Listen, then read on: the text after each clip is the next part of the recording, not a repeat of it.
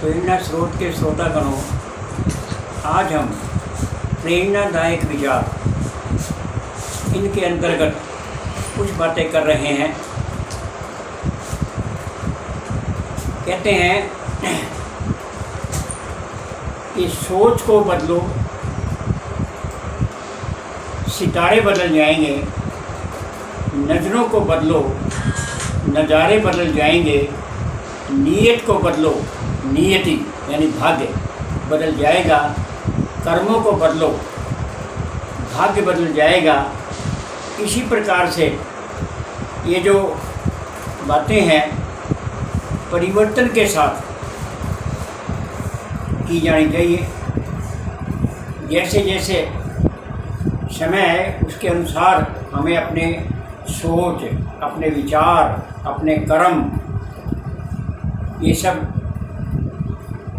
बदलते रहने चाहिए, जिससे कि हमारे भाग्य बदलें, नियति बदलें, नज़ारे बदलें, सितारे बदलें। और कहते हैं कि दुनिया के अंदर क्या क्या विश्व की समस्याएं मुख्य हैं, थोड़ा सा इनके बारे में विचार कर लें। सबसे पहले जो समस्या है वो है विश्व के अंदर ग्लोबल वार्मिंग की। कार्बन डाई की मात्रा बढ़ती जा रही है, जो बर्फ़ पिघलती जा रही है, समुद्र का स्तर ऊंचा उठता जा रहा है, प्रकृति में परिवर्तन होते जा रहे हैं। तो हमें ग्लोबल वार्मिंग पर कंट्रोल करना पड़ेगा। दूसरी जो समस्या है एटॉमिक पावर।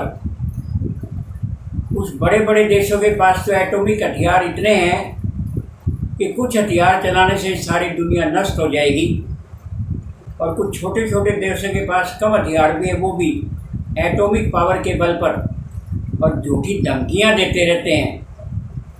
तो एटॉमिक पावर का सही प्रयोग अगर हम करते हैं तो उससे एटॉमिक से जो एनर्जी निकलती है उससे हम इतनी बिजली पैदा कर सकते हैं, इतनी एनर्जी पैदा कर सकते हैं कि सारी दुनिया को एनर्जी दी जा सकती है, बिजली दी जा सकती है। परंतु हम तो इसका दुरुपयोग कर रहे हैं, एटॉमिक पावर के नाम पर धमकियाँ दे रहे हैं, आपस में झगड़ा कर रहे हैं। तो एटॉमिक पावर पर हमें कंट्रोल करना पड़ेगा। और जो और सबसे बड़ी समस्या है वो समस्या है आतंकवाद की।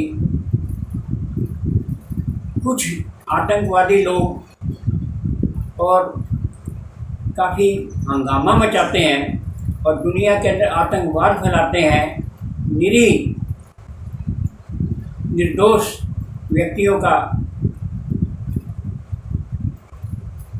की हत्या करते हैं। तो इस प्रकार से इतनी समस्याएं हैं जो प्रकृति को ये समस्याएं, दुनिया को ये समस्याएं अपने आप हमें हल करनी पड़ेगी। और प्रकृति के प्रकोप भी होते जा रहे हैं, क्योंकि हम प्रकृति को नष्ट करते जा रहे हैं। प्रकृति को हम नष्ट करेंगे तो प्रकृति हमें नष्ट कर देगी। इसीलिए कहीं भूकंप आ रहे हैं, कहीं बाढ़ आ रही है, कहीं पर आग लग रही है। तो ये जो चीज़ें हैं ये प्रकृति हम नष्ट कर रहे हैं, इसलिए हो रही है। तो प्रकृति को हमें बचाना होगा अगर हमने अपने आप को बचाना है तो कुछ बातें जो हमने की हैं। और इसके बाद कहते हैं गुण के ग्राहक सहसगण, अवगुण काने कोय।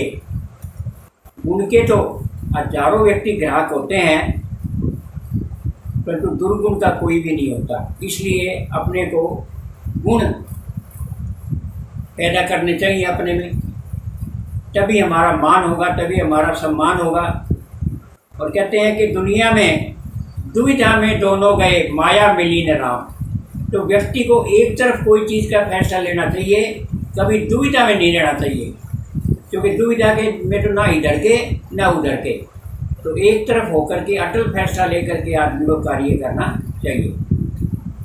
और कहते हैं कि भाई नीकी भी फीकी लगे, ये सुनने की बात है, नीकी भी फीकी लगे, यानी अच्छी बात भी खराब लगती है। कब? नीकी भी फीकी लगे। और जैसे युद्ध में रस श्रृंगार न हुआ, नीकी भी फीकी लगे, यानी अच्छी बात भी कड़वी लगती है। जैसे युद्ध का वर्णन हो और उसके अंदर रस श्रृंगार अगर हम बताते हैं वो अच्छा नहीं लगता।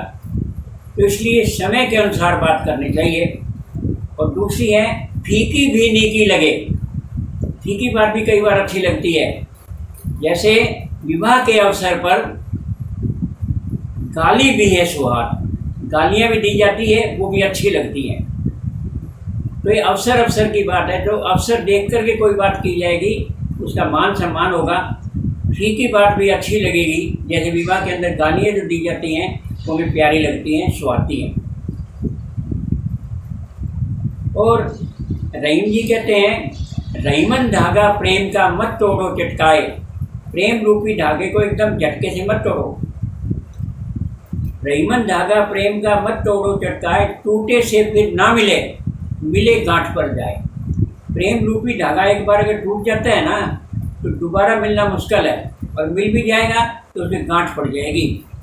इसलिए प्रेम रूपी धागे को कभी एकदम झटके से नहीं तोड़ना चाहिए। और मन के हारे हार है, मन के जीते जीत। अगर हम मन में पहले ही हार को स्वीकार कर लेंगे तो जीत की संभावना तो बहुत कम है। तो अपने मन पर भरोसा रखिए, अपने आप पर भरोसा रखिए, तभी आपको जीत प्राप्त होगी। तो मन को कंट्रोल करना बहुत बड़ी बात है। तो मन को कंट्रोल, क्योंकि मन तो चंचल है, मन को कंट्रोल हम किससे करेंगे? मन को कंट्रोल करेंगे बुद्धि से, हमारी जो आत्मिक पावर है उससे करेंगे। आत्मा मन को सही राय दे, हमारी बुद्धि समझ मन को कंट्रोल करे।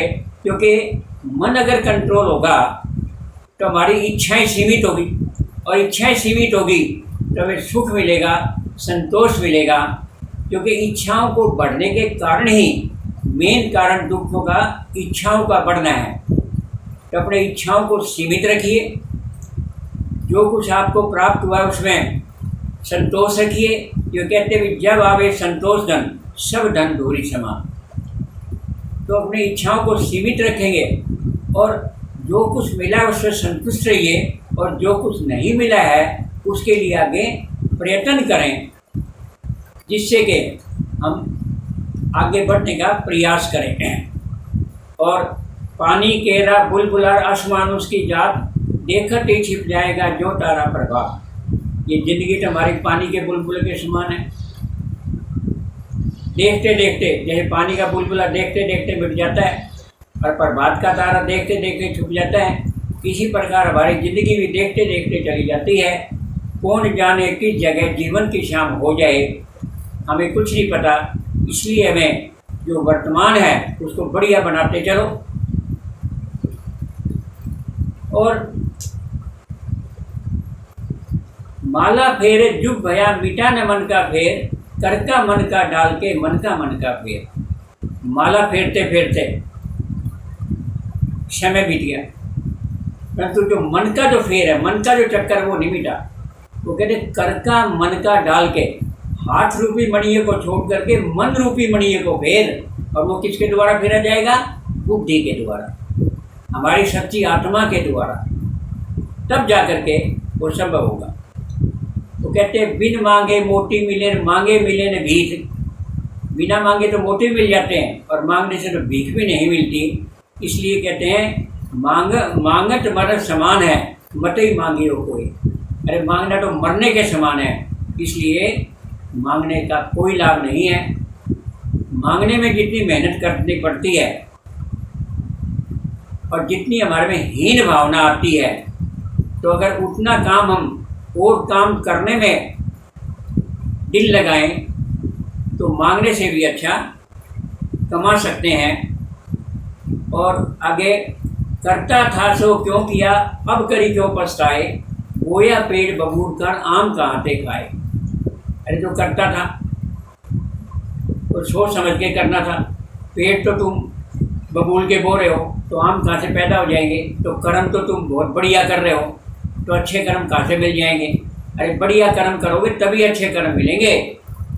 और बिना विचारे सो करे फिर पीछे पछताए, काम बिगाड़ो आपने जग में हो तसाए। जग में हो तसाए चित्त में चैन न पावे, कह गिरधर कविराय करो ना बिना विचारे। कोई भी काम बिना सोचे समझे नहीं करना चाहिए। और कहते हैं नहाए धोए क्या भया, जब तक मन को मैल न जाए। मीन सदा जल में रहे धोए बांस न जाए। अरे ऊपर से नहाने धोने से क्या होता है कि अपने मन को साफ करो तब जा कर के पार पड़ेगी।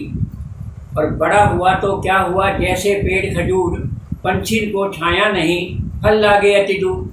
अरे ऐसा बड़ा होने का भी क्या लाभ है जिससे किसी दूसरे को लाभ ही ना मिले। बल्कि एक छोटे से फूल को देखिए, डैफोडिल्स का फूल 24 घंटे के लिए खिलता है परंतु वो सबको 24 घंटे में खुश कर देता है। एक छोटा सा फूल जो 24 घंटे के लिए खिल जाता है वो सबको खुश कर देता है। और बड़ा पेड़ बन के जिसका किसी को लाभ ही नहीं है तो उसका होने का क्या फायदा। तो इस प्रकार से जो सारी बातें जो की गई हैं वो, और उसमें कहते हैं कि जिन ढूंढा तिन पाइया गहरे पानी बैठ, मैं बपुरा बूढ़न डरा रहा किनारे बैठ। अरे जिनने मेहनत करके खोज की, समुद्र के अंदर बढ़ के अंदर जा कर के ढूंढा, उसको तो सब कुछ मिल गया। और कभी कहता है कि मैं डूबने से डर गया और मैं आगे गया ही नहीं और किनारे पर ही बैठा रह गया। तो कार्य जो कोई भी हो ढूंढने से, उसके हल को ढूंढने से कार्य सिद्ध होता है।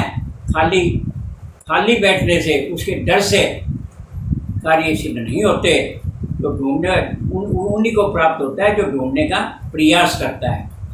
कहते हैं नर हो न निराश करो मन को, नर हो न निराश करो मन को। कुछ काम करो, कुछ काम करो, दुनिया में अपना नाम करो। कुछ काम करो, कुछ काम करो। अरे कुछ काम करके दिखाओ। वो कहते हैं कोशिश करोगे तो कोशिश करने की कभी हार नहीं होती। और दुनिया में बिना काम किए जय हार नहीं होती। इसलिए कहते हैं कोशिश करना हमारा पहला फर्ज है। पैसा और सहानुभूति में क्या अंतर है। पैसा, जैसे एक व्यक्ति बीमार पड़ा है और एक सेठ जाता है और उसकी तरफ थोड़े पैसे डाल करके कहते हैं ले अपना इलाज करा लेना।